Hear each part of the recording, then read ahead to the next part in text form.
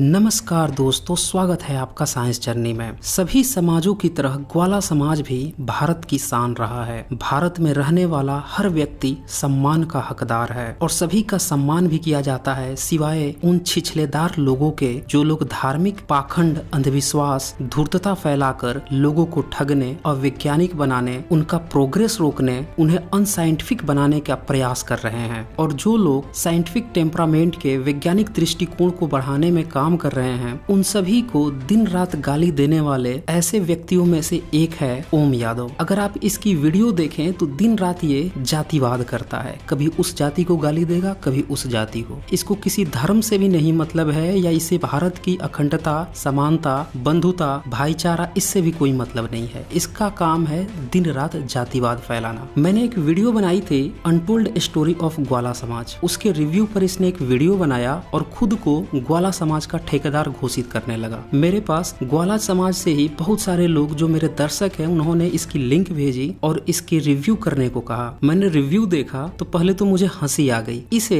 5वीं क्लास तक का भी इतिहास का ज्ञान नहीं है। पूरे व्हाट्सएप, विकिपीडिया, फेसबुक या ज्ञान लेकर ये इतिहास बताता है, पुराण की गप्पों को, शास्त्रों की गप्पों को इतिहास बताने लगता है। तो इसने पूरी वीडियो में जो मैंने वाजिब प्रश्न खड़े किए थे उसका एक भी जवाब नहीं दिया, और जो जवाब इसने दिया वो हंसुए के शादी में खुरपी के गीत गा रहे थे। यानी जो मैंने पूछा था उससे बिल्कुल भी तालमेल ही नहीं था। कहीं कहीं पे तो ये बिल्कुल ही क्लास 2 में फेल बच्चे जैसा उत्तर देने लगा। और सबसे खास बात यह रही कि कृष्ण का प्रमाण देने की बजाय कभी यह उन्हें विदेशी साबित करने लगा। और इसी तर्क के माध्यम से जितने भी मूल निवासी विचारधारा के लोग हैं वो कृष्ण को मूल निवासी बताते हैं, यादवों को इस देश का मूल निवासी बताते हैं और बाकी लोगों को विदेशी बताते हैं। तो यहाँ पर इस तर्क को मैं पूरी तरह से गलत साबित कर दूंगा।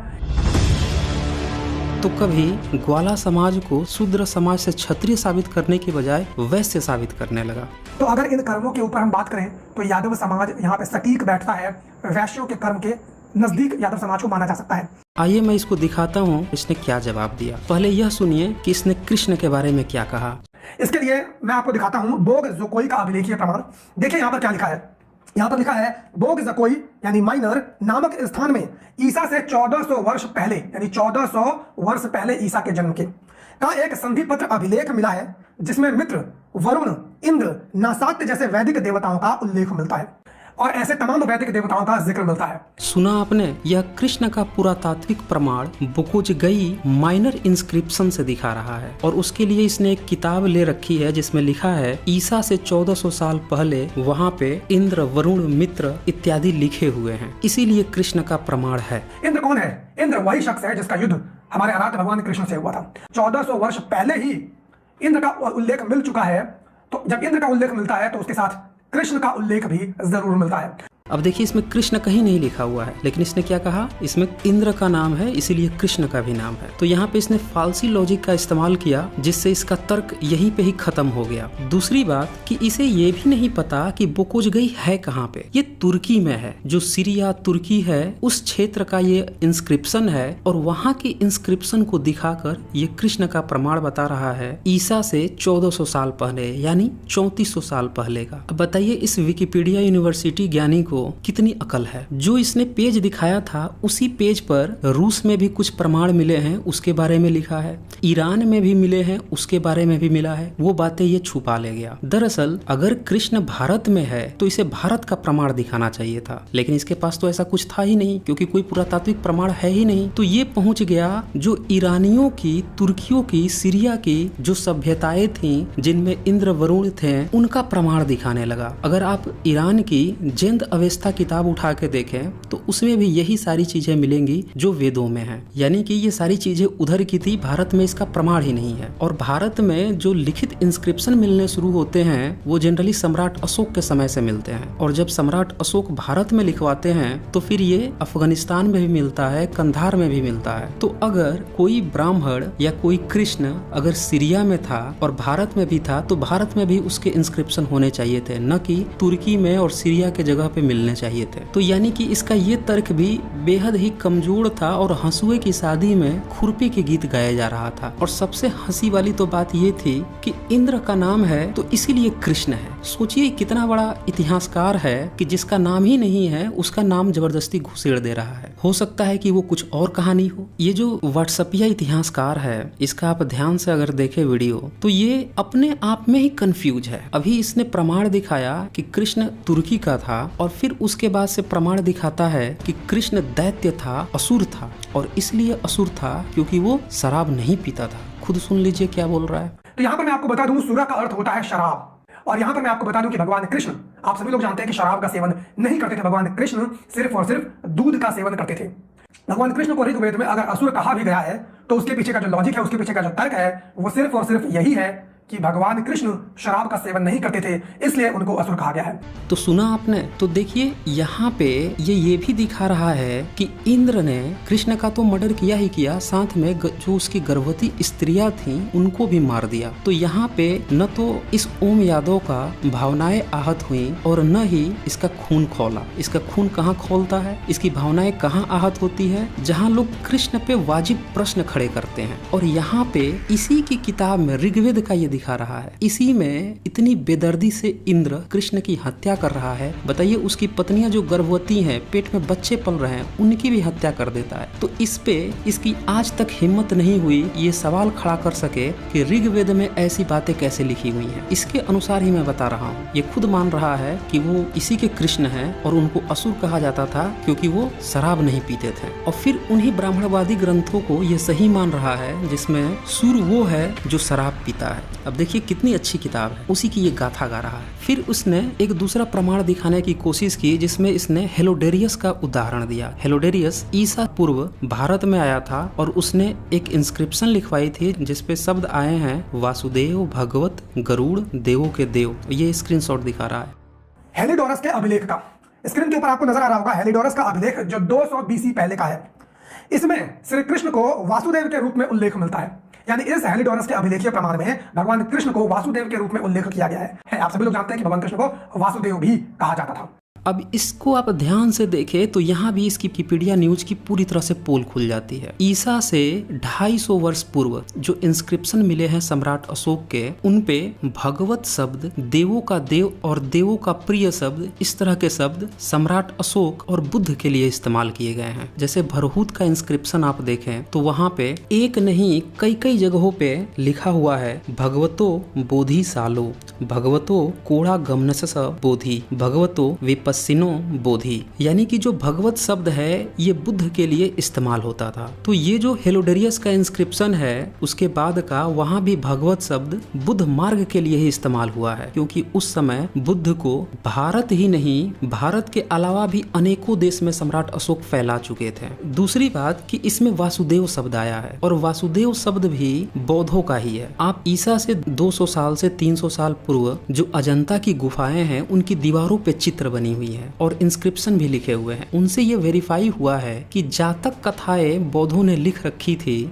याद रखिएगा कथाएं, इतिहास नहीं, उनमें वासुदेव शब्द भी इस्तेमाल हुआ है और पूरी एक कहानी है जिसको घत जातक कथा कहते हैं। इस घत जातक कथा में जो वासुदेव है उसके 10 भाई हैं, उसमें से बलराम भी इसका छोटा भाई है और इसके 2 मामा है, एक का नाम कंस है, एक का नाम उपकंस है। फिर ये उसकी हत्या भी कर देता है और राजपाट भी हत्या लेते हैं और फिर लास्ट में एक शिकारी इसके पैर में तीर मारकर कृष्ण की मौत भी दे देता है। तो ये पूरी कहानी जो बौद्धों की जातक कथा है वहीं से चुरा कर बाद में महाभारत की रचना कर ली गई है। इसमें वासुदेव शब्द ही इस्तेमाल हुआ है और यही वासुदेव यहाँ पे भी लिखा हुआ है, यानी कि वासुदेव शब्द भी बौद्धों का ही है। तीसरा शब्द जो देवों का देव लिखा हुआ है, ये देव शब्द भी उस समय बौद्ध ही इस्तेमाल करते थे। सम्राट अशोक अपने लिए लिखवाते थे देवान प्रिय प्रियदसी, यानी कि देवों का प्रिय। और गरुड़ शब्द भी बौद्धों का ही है। अगर आप जापान चले जाएं, इंडोनेशिया चले जाएं तो वहाँ पे भी आप देखेंगे कि जो बौद्ध हैं वो गरुड़ का चित्र बनवा रखे हैं अन्य मूर्ति कलाओं के साथ साथ, और गरुड़ भी बौद्ध मूर्ति कला में ही इस्तेमाल होता है। तो कुल मिला के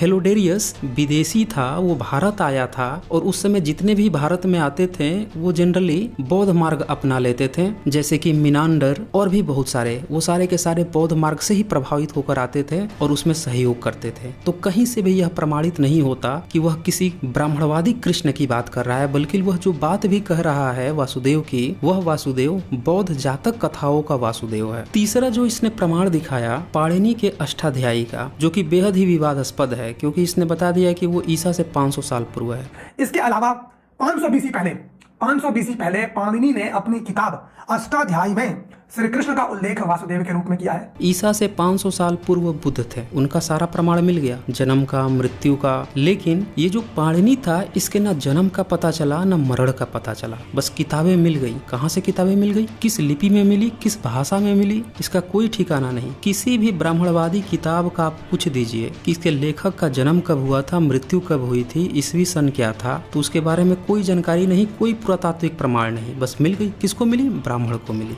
तो खैर इस पॉइंट को हम हटा भी दें तो भी इसने जो अष्टाध्यायी दिखाया पाणिनि का, उसमें लिखा है वासुदेव, उसमें भी कृष्ण नहीं लिखा है। तो ये जो समय काल ये बता रहा है 500 ईस्वी, इसको भी मैं मान लूं, हालांकि है ईसा के काफी बाद की है, तो भी वासुदेव शब्द उस समय जातक कथाओं का जो वासुदेव है उससे मैच करता है, न कि किसी कृष्ण से। हालांकि जातक कथाओं में कृष्ण ऋषि नाम से भी एक कहानी है जो कि धर्मोपदेश करता है, और वो एक व्यापारी का पुत्र था। तो कुल मिला के इसने जो पुरातात्विक प्रमाण दिखाए तीनों, ये तीनों के तीनों ही तर्कविहीन थे। एक में तो इसने तुर्की पहुंचा दिया कृष्ण को, और बाकी के जो 2 प्रमाण दिखाए वह दोनों ही बौद्ध के जातक कथाओं से मिल रहे थे और न कि किसी ब्राह्मणवादियों से। अब आते हैं इसके उन प्रमाणों पर जिससे ये खुद ही अपनी हंसी उड़वा रहा है, शूद्र समाज को क्षत्रिय साबित करने और मनुस्मृति खोल के उन्हें वैश्य बताने लगा। अब खुद ही सुन लीजिए। सबसे पहले आप इनके कर्मों को देखोगे तो ध्यान दीजिए वैश्य वाले कर्म को। वैश्य के कर्म में लिखा है पशुओं की रक्षा करना, दान देना, यज्ञ करना, पढ़ना और कृषि करना। अगर आप यादवों की जीवन शैली को देखोगे तो यादव सबसे ज्यादा विख्यात होते हैं पशुओं का पालन करने के लिए और पशुओं की रक्षा करने के लिए। यादवों को गोपाल कहा जाता है, यानी गायों का पालन करने वाला, गायों का रक्षण करने वाला। और यादवों की सामाजिक परिस्थिति पे आप नजर डालोगे तो यादव कृषि भी करता है, और अगर यादवों के सामाजिक परिवेश पर नजर डालोगे तो यादव यज्ञ भी करता है और दान भी देता है। यही नहीं, इस तथाकथित फेसबुकिया इतिहासकार ने मेरे द्वारा जो वाजिब प्रश्न उठाए गए थे कि तीनों वर्णों में पढ़ाई का अधिकार था लेकिन ग्वाला समाज को नहीं, उस पर इसने कोई जवाब ही नहीं दिया। देता कहाँ से, इसे तो बस फिट करना था। सुनिए ये शूद्र समाज को कैसे क्षत्रिय समाज में फिट कर रहा है। शूद्र या वैश्य, यादव वंशावली, इन सभी को आप लोग जाकर देख सकते हैं। इनमें मैंने पूरा यादवों की उत्पत्ति के विषय में बताया है। एक बार फिर से यहाँ पर मैं आप लोगों को बता देता हूँ जिससे मैं क्षत्रिय साबित कर दूंगा।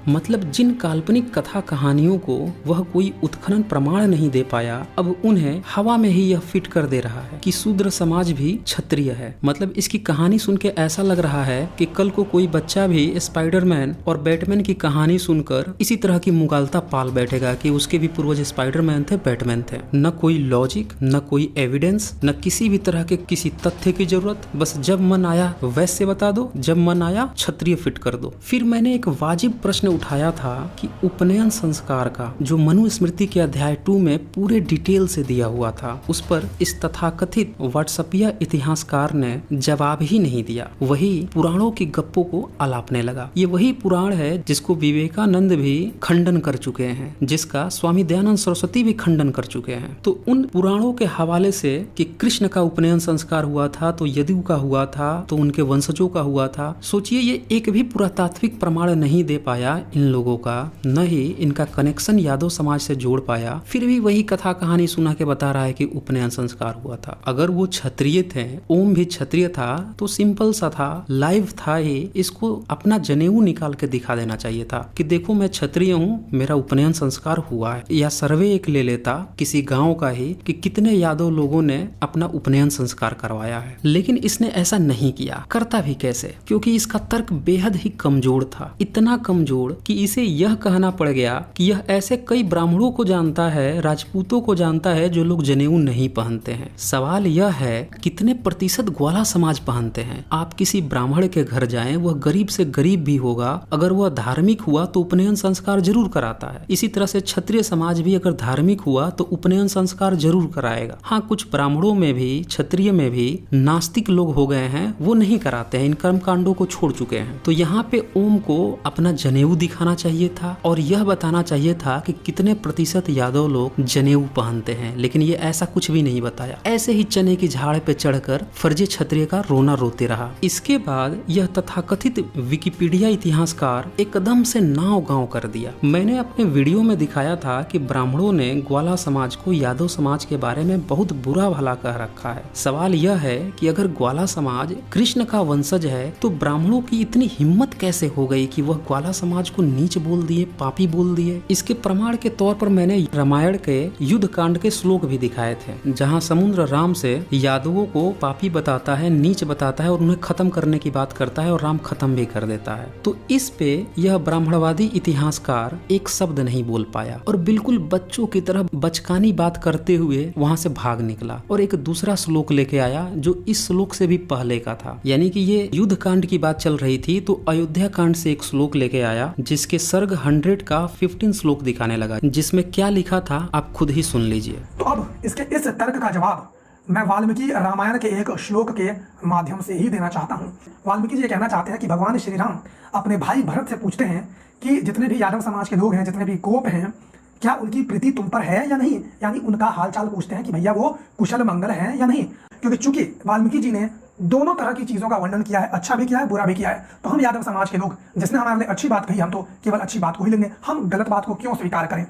अब यहाँ पे मैं आपको बता रहा हूँ कि ये सिर्फ फेसबुकिया इतिहासकार नहीं है, ये एक झूठा इतिहासकार भी है। इसने यहाँ पे गेम खेल दिया, जितने भी दर्शक हैं सबको गुमराह कर दिया इसने। एक्चुअली इसने यहाँ पे जो श्लोक दिखाया है उसका वो भाष्य है ही नहीं। मैं गीता प्रेस की वाल्मीकि रामायण खोल के दिखा देता हूँ। यही अयोध्या कांड 100 श्लोक 15 में लिखा है, तात कृषि और गोरक्षा से आजीविका चलाने वाले सभी वैश्य तुम्हारे प्रीति पात्र है न, क्योंकि कृषि और व्यापार आदि में संलग्न रहने पर ही यह लोक सुखी एवं उन्नतशील होता है। तो यहाँ पे कहीं भी यादव शब्द की बात ही नहीं आई है, बल्कि वैश्य की बात आ रही है। यानी कि इसका जो यह दलील था कि जो जिसका प्रिय होता है उसी का हाल चाल पूछता है, तो यहाँ पे तो वैश्य का हाल चाल पूछा जा रहा है, यादव का तो पूछा ही नहीं जा रहा है। तो यहाँ पे इसने फेंक दिखाया था। अब आप कहोगे कि हो सकता है गीता प्रेस ही गलत हो, तो मैं आपको एक बेहद ही पुराने 1927 की रामायण का डिजिटल प्रिंट दिखा देता हूँ। उस पे क्या लिखा हुआ है आप वेरीफाई हो जाएगा और मैं उसका लिंक भी डिस्क्रिप्शन में दे दूंगा। उसमें इसी श्लोक का अर्थ लिखा है,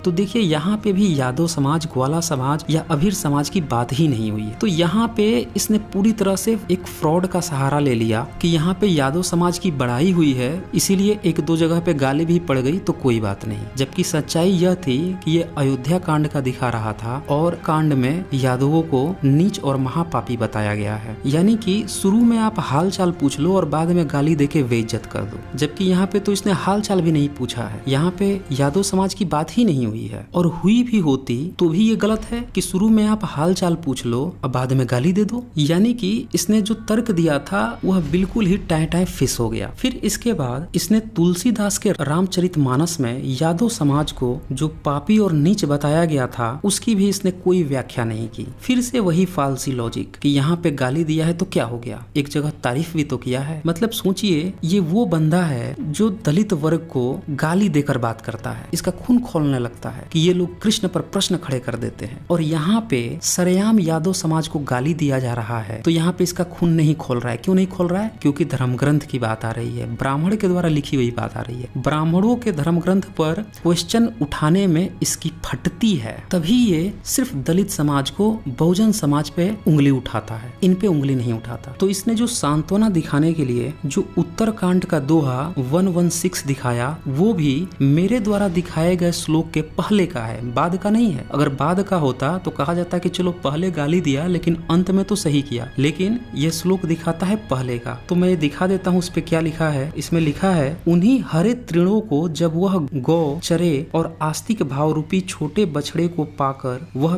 पहनावे, निवृत्ति नोई है, विश्वास बर्तन है, निर्मल निष्पाप मन जो स्वयं अपना दास है, दुहने वाला अहिर है। तो यहाँ पे निर्मल बता दिया, यानी कि सिर्फ अहिर की बात हो रही गई है कि वह अपने मन के अनुसार चलता है, उसके मन में कोई पाप नहीं है। लेकिन इस तुलसीदास के मन के अंदर पाप है। इस तुलसी ने यानी कि रामभोला दुबे ने इस 116 में यादव समाज को कहा कि ये निर्मल मन के हैं, और 129वें छंद में यह कहता है कि यादव वर्ग तो अत्यंत पाप रूप है। अब बताइए, जब ये आभीर यानी यादव समाज को अत्यंत पाप रूप कहता है, तब इसके साथ अन्य वर्ग जैसे स्वपक्ष यानी कि चंडाल वर्ग को भी जोड़ता है। तो कुल मिला के यादव अपने मन में निष्पाप है, लेकिन तुलसी के लिए क्या है, अत्यंत पाप रूप है। ये मतलब था यहाँ पे। तो इस बात को इसने हाइड करके खुद को सांत्वना देने की कोशिश की कि चलो शुरू में तो उन्हें तारीफ किया, भले ही बाद में गाली दे दिया। इन्हीं तुलसीदास जी ने एक जगह अहिरों के लिए गलत शब्दों का इस्तेमाल किया है, गलत संदर्भों में इस्तेमाल किया है, और इन्हीं तुलसीदास जी ने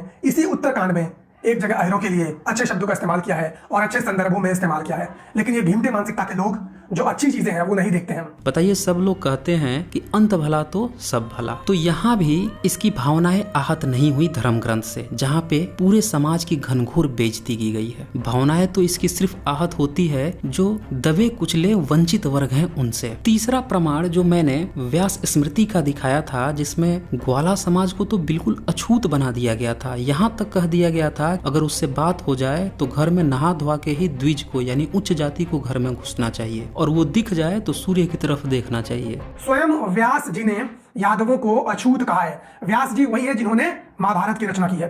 तो इस तर्क का जवाब, इस श्लोक का जवाब मैं एक बार फिर से उसी तर्क से देना चाहूंगा कि जितनी भी शास्त्रीय किताब है, इन सभी शास्त्रीय किताबों में दूसरी जातियों के लिए भी गलत शब्दों के इस्तेमाल किए गए हैं। जब वो अपने आप को शूद्र नहीं मानते हैं तो हम अपने आप को शूद्र इन सब चीजों की वजह से क्यों मान लें? तो इसका जवाब तो ये हो गया। इतनी घनघोर बेइज्जती, इस पे भी इसकी भावनाएं आहत नहीं हुई। क्यों नहीं आहत हुई? क्योंकि इसके अंदर ब्राह्मणवादिता कूट कूट के बसी हुई है। अगर वास्तव में ये खुद को क्षत्रिय समझता तो सबसे पहले ये इन धर्म ग्रंथों पे सवाल उठाता कि कैसे इन लोगों ने इस तरह की बेइज्जती वाली बातें कर रखी है, इनको हक किसने दिया है? जब सभी लोग बराबर हैं, इक्वल हैं, समानता और बंधुता है, फिर ये धर्म ग्रंथ कौन होते हैं भेदभाव करने वाले? लेकिन यहाँ पे इसके मुंह से बोली तक नहीं निकलेगी। कहाँ बोली निकलेगी? तो बहुजन वर्ग पे, दलित वर्ग पे, पिछड़ों पे। तो यहाँ भी इसके पास कोई उत्तर नहीं था। यहाँ भी वही कल्टी मार के निकल लिया कि एक जगह पे गाली दे दिया तो क्या हो गया, दूसरी जगह तारीफ तो किया है। यानी कि इसके लॉजिक के अनुसार चलें तो कल को ये भी कह सकता है कि चलो कोई भ्रष्ट आदमी है तो कभी घूस ले लेता है, कभी नहीं लेता है, तो वो बहुत अच्छा आदमी। फिर इसने खुद को सांत्वना देने के लिए यह कहने की कोशिश की कि तेली, किरात, कायस्थ सबको नीच कहा है, तो जब वे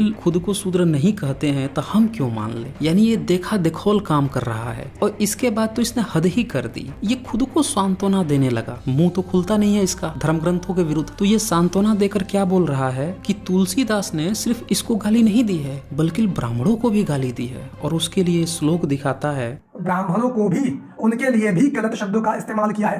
तो तुलसीदास जी ने इसी उत्तरकांड के पेज नंबर 954 में दोहा संख्या 47 में देखिए क्या लिखा है। उस श्लोक को मैं पढ़ देता हूँ, क्या लिखा हुआ है। पुरोहिती का कर्म पेशा बहुत ही नीचा है, वेद पुराण और स्मृति सभी इसकी निंदा करते हैं। तो इसको अगर आप ध्यान से देखें तो यहाँ पे तुलसीदास किसी ब्राह्मण की निंदा नहीं कर रहा है, वह क्या कर रहा है, कर्म की बात कर रहा है। पुरोहित को भी यह नीच नहीं कह रहा, महापापी नहीं कह रहा है, क्या कह रहा है, कर्म को, जो वो कर्म करता है उसको बोल रहा है। ये मैं क्यों कह रहा था कि ये ओम जो है 5वीं फेल इतिहासकार है। इसे थोड़ा सा भी अकल होता तो ये देखता कि हर जगह ग्वाला के कर्म को, अहिर समाज के कर्म को गलत नहीं बताया गया है। अहिर को, ग्वाला को ही गलत बता दिया गया है। लेकिन यहाँ पे पुरोहित को गलत नहीं बताया गया है, उसके पेशा को गलत बताया जा रहा है, क्योंकि कर्म कांड की बात आ रही है। और दूसरी बात कि पुरोहित भी ब्राह्मणों का एक वर्ग है, सारे ब्राह्मण नहीं है। उसमें से जो कर्म कांड करवाता है उसी को पुरोहित कहते हैं। तो यहाँ भी इसकी जो दलील थी कि ब्राह्मणों को भी इसने नीच कहा है, पापी कहा है, यह भी यहाँ पे टाए टाए फिस हो जाती है। अब जब इसके पास कोई भी तर्क नहीं बचा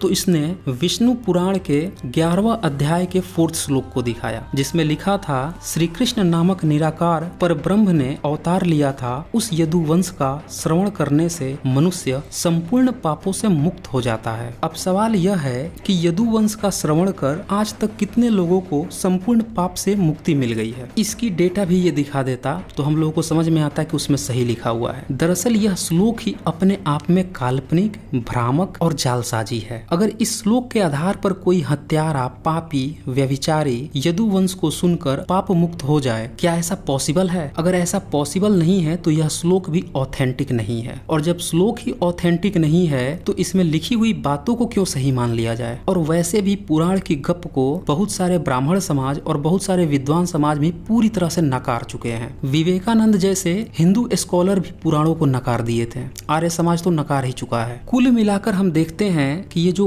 ओम था, इसने जितने भी प्रमाण दिखाए उसमें कहीं भी ग्वाला वंश को क्षत्रिय नहीं साबित कर सका। उल्टे कभी कृष्ण को विदेशी बता रहा था, कभी वैश्य बता दे रहा था और कभी फालसी लॉजिक इस्तेमाल करके इधर उधर बातें करके खुद को फेसबुक या विकिपीडिया और व्हाट्सएप यूनिवर्सिटी का इतिहासकार साबित कर रहा था। और जो मैंने एक्चुअल प्रश्न उठाए थे पुरातात्विक प्रमाणों पर कि ग्वाला समाज बौद्ध मार्ग से इसके कितने अच्छे कनेक्शन है, उसका एक भी जवाब नहीं दिया। जैसे मेरे प्रश्न थे कि सुजाता द्वारा बुद्ध को खीर खिलाना और वही सुजाता का प्रमाण कि वह ग्वाला पुत्री है, हैनसोंग के नोट्स में इसका वर्णन होना, फिर सुजाता का बहुत बड़ा स्तूप बोध गया में मिलना, फिर बुद्ध जैसी आकृति का गायों को पालते हुए दूध दूहते हुए मल्लीपुरम में उत्खनन प्रमाण मिलना, फिर मैगस्थनीज की इंडिका में वर्णन मिलना। इसी तरह से और भी जो यात्री आए थे जैसे हैनसोंग हो गए, इत्सिंग हो गए, फाहियान हो गए, इन सब के भी नोट्स में अगर कहीं कोई वर्णन मिलता है तो वो ज्यादा ऑथेंटिक होगा, लेकिन उस पे इसने कोई चर्चा नहीं की। वही पुराणों की गप्पे, वही फर्जी कथा कहानी, हवा में तीर मारना, भानुमति का कुनबा, कहीं का मिट्टी कहीं का रोड़ा, कहीं से उठाया कहीं पे जोड़ा और खुद को बोल दिया कि हम हैं छत्री। तो मुझे ये जितने भी वाजिब प्रश्न उठाए हैं, इन सारे सवालों के जवाब पे इसके वीडियो का इंतजार रहेगा। प्रश्न खड़े करना कोई गुनाह नहीं है। गुनाह वह है कि जहाँ पे ब्राह्मणवादी ग्रंथ द्वारा सदियों से भारतीयों का शोषण किया गया है और जो लोग अछूत बना दिए गए, पिछड़े बना दिए गए, सार्वजनिक तालाब से पानी पीने से रोक दिए गए थे, बुरी तरह से शोषण होता था, उन लोगों के साथ न मिलकर, उनकी सहायता न कर, उल्टे उन्हीं को गाली देना और जो गाली दे रखा है धर्म ग्रंथों में उनको कुछ न बोलना, ये गुनाह है। और अंतिम बात मैं यह कहूंगा सभी दर्शकों से कि क्षत्रिय शब्द ब्राह्मणवादी शब्दावली है। दुनिया में सैकड़ों देश के लोग राजा बनते रहे हैं, इसके लिए खुद को ब्राह्मण व्यवस्था का क्षत्रिय कहलाने की जरूरत नहीं है। हर समाज के लोग राजा रहे हैं, चाहे वह SC ST के लोग हों, चाहे OBC के लोग हों या फिर जनरल लोग हों। पाल वंश, नंद वंश, गुप्त वंश, मौर्य वंश, सोहेल देव पासी, राजभर वंश, ऐसे तमाम सारे वंश हैं जो आज की डेट में OBC SC ST में आते हैं, लेकिन कभी ये राजा हुआ करते थे। तो राजा होने का मतलब ब्राह्मणवादी क्षत्रिय होना नहीं है। तो आज बस इतना ही। धन्यवाद।